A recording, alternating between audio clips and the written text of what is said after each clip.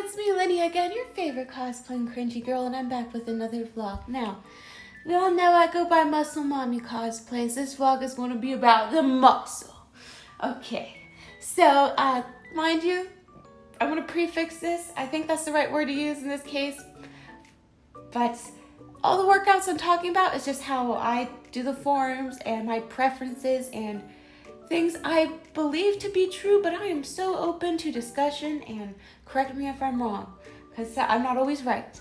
This is just to help give you guys an idea of maybe things to incorporate into your routine, maybe some things that you could help me on, because like I said, I don't always know everything, and just for you to be entertained and have some fun. So with that being said, I'll get into the workouts that I do. When I go to the gym, I haven't really been following a leg day routine other than I always would do squats, leg press, and hip thrust, and then 2 other exercises that, whatever was open, I'd try to do, or it would usually be something along the lines of leg extensions and leg curls at the end. Only recently have I started doing more calf raises into my exercise. I try to do a leg day maybe 2 times a week if possible, definitely once a week for sure. And I alternate between lifting really heavy, between like 5 to 8 reps per set, and then lifting lighter weights, but definitely more controlled, as you can see here, for about 10 to 12 reps per set. And each time it varies between 3 to 5 sets. No matter if you're lifting at a very heavy load or a lighter load, you want to make sure you have control. Here's a video of me doing some sit-ups. I could do 3 sets of 25. I was told by you guys, though, that next time I could challenge myself by not going down all the way and just holding myself up there and then doing the sit-up after. So I think I'll try that after next time. But going back to control, I always say if you can't do at least 3 reps with good form of the weight, then it's probably too heavy. I know there are some people who do like a one-time PR rep, which, if you can do it safely, then you can do it. I believe in you. But me personally, I'm not the most athletic and I'm not the biggest Olympian out there. And my goal is to build muscle and strength. And I know maybe doing a PR might help build some strength, but I just worry, knowing myself, that I will break the form. So if I can't do at least 3 solid reps with good form, I just don't do the weight. That's my rule. That's my personal rule of thumb. And like I said before, this is all my preference. And I want you to know I am not a trainer. I am just a random influencer online. But I hope these videos and me sharing my fitness journey does influence you guys to maybe make changes in your life, or to try new things, or I don't know, just be inspired in some way. My main goal, although my secondary goal, I will admit, is to build muscle. I wanna look good. I wanna get that hourglass figure that I dream of. Okay. Every figure can be beautiful, but for me personally, I just want an hourglass figure. But my number 1 goal for all of this is I wanna be strong. I wanna be strong enough to fight. There's no one in mind I want to fight, but if I need to defend myself, we all gotta be strong. We need to be able to defend ourselves. Also the ones we care about. It's also why I took a few months of jiu-jitsu classes. I had to put that to a stop because I was traveling and it just wasn't worth the money at that point. But, I have a little bit of background in self-defense, just a little bit. Am I the best at it? I don't know, and I hope I never have to find out. I hope I never need to use it or try to. But it doesn't hurt to be prepared. I also always usually record the exercise I do, and then the amount of reps I do with it and the weight I do with the exercise if I do use any weight. Recently, I have started doing these sit-ups holding a 10-pound dumbbell or a 10-pound plate, which I think challenges myself more. But recording what you do is a good way to know for next time what weight to use or how to increase your strength. If your goal is to increase your strength, then if you used a 10-pound dumbbell, then next time maybe use 12.5 or 15-pound dumbbell. Or if kilograms is what you use, if you used a 10-kilogram plate, maybe up it to 12 kilograms. I will say weightlifting has made me more familiar with kilograms. Also, depending on your goals will determine the amount of reps or weight you should aim for. Here is a chart I found online that I think will be a good reference point for you to use as you will if you are just starting out Or if you've been doing this for a while, you've probably seen something like this or similar to this before. So optimally for strength building, you get in between 1 to 5 reps for 2 to 6 sets. For hypertrophy, for the muscle building part, if you're trying to increase size, you want to get to a weight where you can do 6 to 12 reps, and those last, 2-3 reps, you're like really challenging yourself. You almost feel like you can't do it, but you get through it, you do it. You get your muscles fatigued. And then for endurance, anything over 12 reps helps with endurance. Now for power, I am not very familiar with the power part. To me, strength and power kind of go hand in hand. At least that's what it looks like with this graph. Feel free to comment down below the difference between the strength and power. I'd like to know. I'm sure other people would like to know. I'm using a cloud emoji because in the background there's 2 people running on the treadmill, which is fine. This is a public gym, public space. I'm one to think that, filming for social media comes second. It's secondary. Primary is the people who come here and they don't want to be on camera. So I put a little sticker over because I don't want to put people on camera who don't want to be on in a public gym like this. I may not be perfect with doing this, but I try my best to, hide people because I know not everyone wants to be on camera. And I try my best to get angles without people in it. But with my leg extensions, I always hold it up at top for a second and then I go down. This was my last set. Look at my face at the end. Face of a winner right there. But the same thing goes for hip thrusts. I try to get to a weight that I can do very controlled but still heavy and challenges myself. I go up as fast as I can. Like the force motion, I go as fast as I can, and then the release motion, I slowly go down. And then in between each rep, I hold myself up for at least a second. I believe that helps the best with hypertrophy. I think that's how it will help, break down your muscle so you could build muscle. Again, correct me if I'm wrong. Maybe there's better ways. This is just my preferred way. Also, notice how in this next clip I crop it to hide the person's face who walks behind me. Very modest, very demure, very mindful. I'm just kind of joking around, but I'm just giving you guys ideas because, I'm fortunate enough that my gym isn't as crowded as maybe as other gyms. I know some people might not have a choice but to occasionally get people in the background, but if you can, just try not to get people's faces and things in the background. Also, for people who say not to film at gyms, I think it's a public space and you should be allowed to do anything like film and whatever you want unless the establishment tells you not to, which I respect. But with that being said, like I said before, you should just try your best not to get other people in the background. And a lot of times people film just to see their form and correct it later, especially if they're doing a new exercise or a heavier weight, because sometimes if you increase the weight, your form might break and it might not be the right time for you to increase the weight. Also, you don't want to be the person with the tripod stand in the middle of a floor during a busy gym day.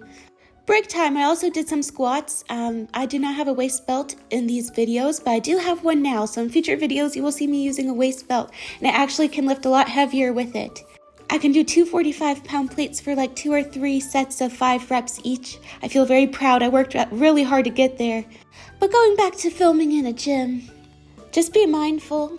I think the main reason people don't like other people filming in the gym is because, for one, they don't want to be on camera. And for two, the tripods and everything kind of get everywhere, and sometimes people who film in the gym have a mindset like you're the problem. You should not be walking in front of my tripod stand. Is it superiority? No, I feel like superiority isn't the right word. I guess maybe extreme self-importance. Maybe you know the word that I'm trying to think of. I can't think of it at the moment. When really we're all here trying to make those gains and goals. But enough of that rant. I'm going to go talk about this bench pressing. When I bench press, I have a slight arch in my back. I'm not doing an extreme Olympic weightlifting arch. But I do have a slight arch, which allows for me to have more control, and I try to tuck my elbows inward. I also believe a slight arch helps me target my triceps more. But going back to tucking your elbows inward, you guys, it's always important to try to tuck your elbows inward so you don't hurt your rotator cuff, which is the part of your shoulder that, rotates. We're made for rowing motions, but to have your elbows pointed outward, it wouldn't really help with the rowing motion. It just would potentially hurt you and it's not as easy to do. When I do bench pressing, I usually do a warm-up set if it's my first exercise of the day, which will probably be like a 10-pound plate on each side, and I do it for about 10 to 12 reps, maybe more if I have the energy. I then increase the weight. The most I can do is like 35-pound plates on each side, and I could do like 2 or 3 sets of 3, but sometimes I'll just do 25-pound plates so I could increase the rep range, and then maybe I can do more reps with the 35-pound plates later the next time I try. I also like to do military press or shoulder press on push day. If you sit down, you can have more control because sometimes when you're standing, you put your legs into the push instead of using your muscles. I do not believe I do that here, but when you stand, you have a slight bend in your knees. And you kind of keep the bar as close to like your face and your chest as you can, so that way you really focus on your shoulders. I believe this is the right form, but please correct me if I'm wrong. For these, I really like to do drop sets. So when it comes to the bar, especially during the second or third set, I can't lift as heavy and I can't get in the good, 8 to 12 reps I try to get in. So I'll do the bar, and then right after I'll do a lighter weight with a lighter bar to get the last couple reps in. And I feel like this will build my muscle and strength more. I don't know. Correct me, please. I keep saying correct me because I am still a beginner. I just started weightlifting in December, and everything I've learned was from my friends or online. See, the gym community, we all help each other out, and I need some help. Oh, but this was my first chin-up. I can do pull-ups where my hands are not in that chin-up position, but I can only do one still. I have a video of that on here as well. Don't mean to brag, but I could do 1 pull-up and 1 chin-up now. Also, I do assisted dips at the gym on my push day. I was told to lean forward more, but to me it's kind of hard to lean forward on the assisted dip machine as you have to stand in this position and there's not as much arm room to kind of move forward and be in this position. I will say this position does target my triceps more, but when I'm at home and I can do assisted dips with a resistance band, I do feel it more in my chest. And at the end of all my workouts, I try to do some sit-ups. I probably devote maybe 5 to 10 minutes a day for core exercises. Most of the time, you don't really need to do these. When you're doing squats and deadlifts and bench press and all those exercises, you're already using your core to stabilize. So a lot of people already, they get abs and they don't even do core. But I will say, I think doing core exercises helps with your stabilizing more, and I think it's just good to do a little bit every day. Again, this is just me personally. Currently, I am in a cutting phase. I don't know how much longer I will be in this cutting phase for. Maybe until after I'm done traveling. I find when I travel, I lose more weight because of all the walking I do. So maybe after traveling, I'll go back into bulking or something to build up even more muscle. But I dropped down from maybe, 166 or 167 pounds to 156 or 157 pounds. I'm a lot more leaner than I was about 3 months ago. But I maintained most of my strength, which is good. I think that's a good indicator of losing fat but maintaining the muscle. So in about 3 months, I lost, 10 pounds, which I think is a healthy weight to lose. Healthy rate to lose weight. That's a tongue twister. This is going to be a little TMI, but my chi-chis and my bunda, they shrank. They got smaller. I miss it. I miss them. But on the bright side, I can see more of my abs and core definition when I take pictures and videos, which is kind of nice. But to each their own. Either way, I feel beautiful. I love myself just as much as I did then as I do now. And I think it's important to love all different versions of you. I think it's important to love every version of you. We all change. We're changing human beings, I do think it's okay though. We all have preferences and goals for ourselves to achieve, may it be mentally, spiritually, physically. If we didn't have those goals that we wanted to achieve, then there wouldn't be those positive changes and influences in our lives to make us better people. But just because maybe one version of you didn't achieve that goal yet, doesn't mean it's less deserving of love. I don't know if that makes sense. It does to me. I hope you get the point I'm trying to make, or I'll just try to summarize the point. Just love yourself. Even if you haven't achieved the goal you want to achieve, just by you existing, you inherently have value. That's what I think.